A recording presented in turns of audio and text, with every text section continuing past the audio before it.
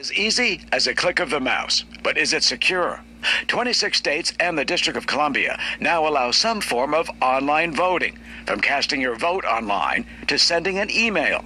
But after high-profile hacks like those at the Democratic National Committee, the Obama administration is looking at ways to protect online voting. There is a vital national interest in our election process, so I do think we need to consider whether it should be considered by my department and others critical infrastructure.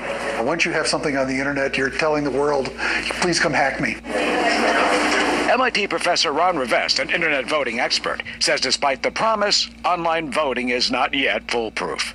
There's lots of wonderful ways the internet can contribute to elections, but putting voting itself online, to me, is a step too far. That's over the line. We don't know how to do it securely. You're inviting trouble. Every country overseas that has an axe to grind with the U.S. can try to get in and manipulate the election. Washington, D.C. allows members of the military and other voters who live overseas to email their votes. Officials there say they've had no problems. It's been going well. We've had this program for a few years now, and the only downside that I can see to it is that the voter is required to waive the secrecy of their ballot. But even the U.S. Election Assistance Commission, the federal election agency, is cautious. We're not at the point now where we can use the internet to cast ballots securely, safely, and simply. But at some point, we should be able to do that. I hope we can do that in my lifetime.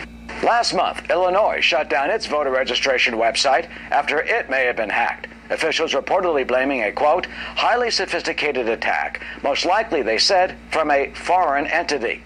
And Arizona took its registration system offline after it, too, may have been compromised by a hacker. In New York, I'm Eric Shawn, Fox News. Pennsylvania's Attorney General is resigning after her conviction Monday of abusing her power in office and then lying about it under oath. Democrat Kathleen Kane's resignation, effective Wednesday, comes after several calls for her to step down, including from the state's Democratic governor, Tom Wolf. Despite Kane's resignation, her lawyers vow to appeal her conviction. John McLaughlin has died. For 34 years, he hosted the McLaughlin Group, one of the longest-running confrontational political panel discussions on television. His office says McLaughlin died peacefully at the age of 89. With the words of his own iconic sign-off, we bid John McLaughlin bye-bye. In Sheriff David Clark, he has somebody who really understands the issues and who really has laid out the failure of liberal institutions, the failure of liberal programs, and the degree to which they create the environment in which you end up with these kind of riots. And I mean, Clark is an amazing guy to listen to because he totally gets it. He both gets law and order, but he also gets the disaster of trapping people in poverty and keeping them there and making them dependent and having them basically have no future. I always feel bad for the police because they get brought in when it's too late. And politicians have gotten money from the federal level, or they've made promises to the community that they're going to fix things. We've lost the war on poverty that LBJ initiated 50 years ago. And so it's like, why isn't anyone getting these inner cities out of poverty? Well, I mean, first of all, you have huge vested interests that want to keep them in poverty, or are unwilling to do the things that would get them out of poverty. You have local politicians who'd rather demagogue than solve things and who are afraid of their liberal allies. You have teachers' unions that absolutely refuse to change things. You have city bureaucracies that want to keep regulations. They want to keep taxes high. And if you explain to them that kills small business, it kills jobs, they don't care. Well, so will Trump change this? I think he's certainly going to lead an effort to do so. And I think the fact that he has Sheriff Clark as an ally tells you that he is prepared to do very real things. And frankly, Speaker Paul Ryan has done a series of very profound speeches on this. I mean, there's a growing body of understanding. None of this stuff is working. And we have to break loose from where we are. And tonight he's as a co-writer of his speech, Mayor Rudy Giuliani. Well, Rudy had, take the example, there were 9 people shot and 5 of them died in Milwaukee. In the 2 days before, the policeman shot the man who was armed and pointing a pistol at him. 9 people shot, 5 dead. Rudy, when he was mayor, instituted a program which reduced murders in New York by an extraordinary number. Now, because they were conservative, because they strengthened the police, because they empowered people to actually go after criminals, liberals have hated them.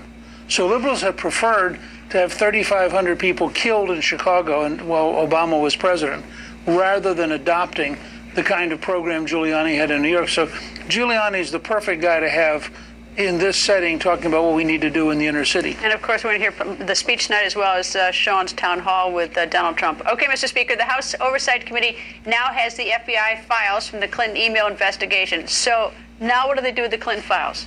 Well, they're going to look at them. They're going to find out that she lied even more. But I mean, this is in the end in the hands of the American people.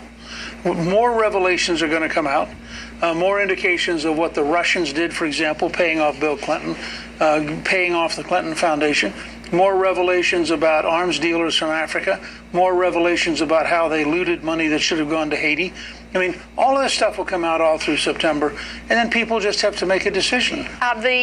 The campaign, the Hillary Clinton campaign, says that they wish that the documents could be released widely so that the public can see them for themselves, rather than allow Republicans to mischaracterize them through selective partisan leaks. What's wrong with releasing all of them? I think if Mrs. Clinton would like to write Director Comey and say, you have my authority to go ahead and release all of them, I think he would probably be willing to release all of them. But do you have any problem with the House releasing them? No. Well, the House technically can't, because they've been given to the House on grounds of secrecy. But I think if Mrs. Clinton really wants them released, I just would challenge her to send a letter to the director of the FBI and say, you have my authority, my permission to go ahead and release them, and watch how fast she starts to backpedal. All right, so you think this is phony? Their position is totally phony. Look, the more we learn as various emails break out, as we had WikiLeaks and other things, there's no question they misused the office of the Secretary of State. There's no question they were cutting deals. There's no question they were taking money from foreigners. And by the way, this also goes for the chairman of her campaign, Podesta. Look at all the different foreign governments that hire his brother and then say to me, oh, they really aren't trying to buy influence. Nobody believes that. All right, Mr. Speaker, yesterday you called Donald Trump's ISIS speech, quote, historic. Our new approach, which must be shared by both parties in America, by our allies overseas, and by our friends in the Middle East, must be to halt the spread of radical Islam. As president, I will call for an international conference focused on this goal. We will work side by side with our friends in the Middle East, including our greatest ally, Israel. My administration will aggressively pursue joint and coalition military operations to crush and destroy ISIS, international cooperation to cut off their funding, expanded intelligence sharing, and cyber warfare to disrupt and disable their propaganda and recruiting. Their recruiting is taking place right now, and they're setting records. It's got to be stopped. As soon as I take office, I will ask the State Department and the Department of Homeland Security to identify a list of regions where adequate screening cannot take place. There are many such regions. We will stop processing visas from those areas until such time as it is deemed safe to resume based on new circumstances or new procedures. And tomorrow, the Office of the Director of National Intelligence will give Donald Trump his first classified intelligence briefing. Mr. Speaker, why did you say that his speech yesterday on ISIS was historic? It's been 39 years, or 37 years, since the Iranians seized hostages illegally. It has been 15 years since 9/11 and almost 3,000 Americans were killed. This is the first candidate for president to lay out the objective reality that we're up against a movement, that the movement is in fact Islamic supremacism.